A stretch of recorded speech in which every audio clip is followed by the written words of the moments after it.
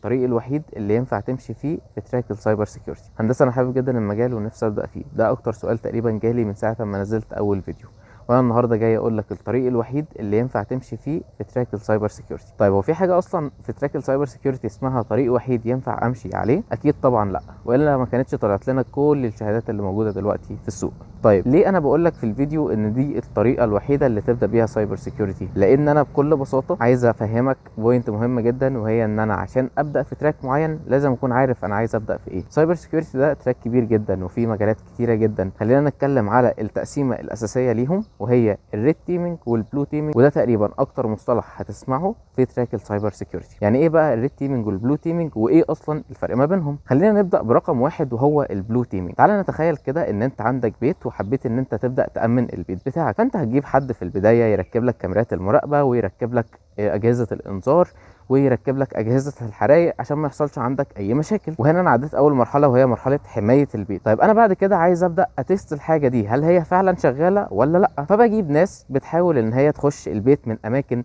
مش متشافه كويس من الكاميرات، عشان اقدر اشوف هل فعلا سيستم المراقبه بتاعي جايب لي كل حاجه ولا لا. وهبدا ان انا اجيب مثلا شويه ورق واحرق الورق ده عشان اشوف هل فعلا الاجهزه بتاعه الحرايق دي هتقدر تشوف ان في عندي نار في البيت ولا لا، وتكتشفها ولا لا. وده بنسميه الريد تيمينج. يبقى انا عندي تيم كامل وظيفته ان هو يحمي لي البيت ويحط لي السيستمز بتاعه الحمايه، وتيم تاني خاص بالاختراق او الخاص باختبار انظمه الحمايه دي، هل فيها فعلا ثغرات ولا الاجهزه بتاعتي امنه بنسبه 100%. وخلينا نقول برضو ان بمجرد ما هتبدا في تراك السايبر سيكيورتي، كلمه 100% دي هتكون شبه محرمه، لان اي سيستم في العالم لازم يكون فيه ثغرات حتى لو لسه ما اكتشفناهاش. طيب دي كده كانت باختصار الفرق ما بين البلو تيمينج والريد تيمينج، وازاي اصلا تبدا تقرر انا عايز امشي في انهي طريق منهم. وباذن الله في الفيديوهات الجايه هبدا اشرح لكم الرود ماب بتاعت كل طريق من دول، فاتاكد ان انت تكون عامل لي فولو